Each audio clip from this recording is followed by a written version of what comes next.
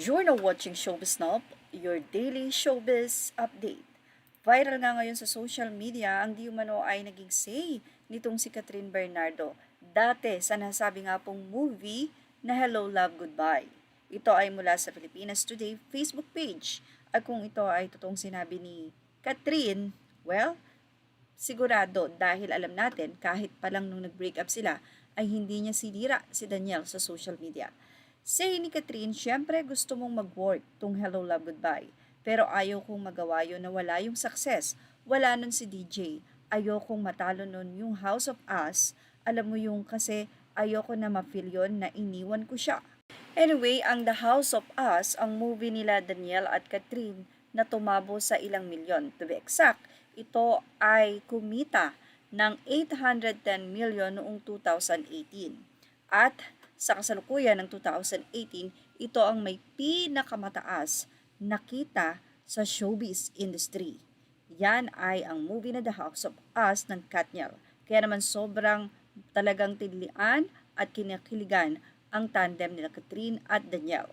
Pero hindi nga ina-expect ng marami na mismong si Catherine ang tatalo sa record ng kanyang sariling movie. Ito ay walang iba kundi ang Hello Love Goodbye na pinagtambalan nila ni Alden Richards na ipinilabas noong 2019 at nakakuha ng 881 million mula pa rin sa Star Cinema. Tinalo nga ng Hello Love Goodbye ang The House of Us kung saan napakalaki ng lamang dahil 881 million ang Hello Love Goodbye while ang The House of Us ay 810 million. Sa makatuwid, lamang ng halos 69 million or 70 million ang nasabing movie nitong si Catherine at Alden. Kaya naman ang mga netizen matapos ang hiwalayan nila Daniel at Catherine ay sumisigaw na sana nga daw ay maulit at magkaroon ng part 2 ang Hello Love Goodbye. O kaya naman daw ay pagtambalin sila Catherine at Alden at Cut Den. Kaya naman Katniel no more, Cut Den pasok. Narito ang kanilang naging opinyon. Say ng mga netizen yung ayaw mo siyang maiwan pero ikaw yung iniwan. Mas loyal nga kasi si Summer. Si Alden talaga ang best sa role as Ethan. Wala nang iba. Hindi bagay kay DJ yon. Si Summer kasi walang papakain doon kaya pahinga siya muna. Aw, ayoko na kay DJ. Si Alden ang bet ko dyan. It's House of Us, not House of Us. Siguro nagkamali lang po sila sa spelling. The best si Alden sa character. Yun. Say pa ng mga netizen, kung si DJ gumanap doon, malamang hindi aabutin yung kinita nila Alden at Kat sa movie nga yan. Tsaka hindi bagay kay DJ yung role doon. Say ng isa, successful naman yung movie without Daniel.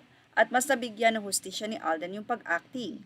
Natabunan nga si DJ nung panahon ng Hello Love Goodbye. Sana this time, wala ng Katniel, matupad na yung Hello Love Goodbye 2. Say pa ng ilang netizen, for me, hindi kasi bagay si Alden or si Daniel sa role ng Hello Love Goodbye movies. Bagay daw talaga kay Alden. Ang isa sinabing, bakit parang nililinis ni Kat ang pangalan ni Daniel? Nagkausap na daw ba ang pamilya nito at ang mga manager nito? Say ng isa, hindi tinanggap ni DJ kasi that time ay nagloloko na raw ito. Ito pa ang naging say ng netizen. Actually, may mga movies ng Katniel akong napanood pero yung Hello Love Goodbye, hindi ganun kaganda if si Daniel, si Ethan ay doon.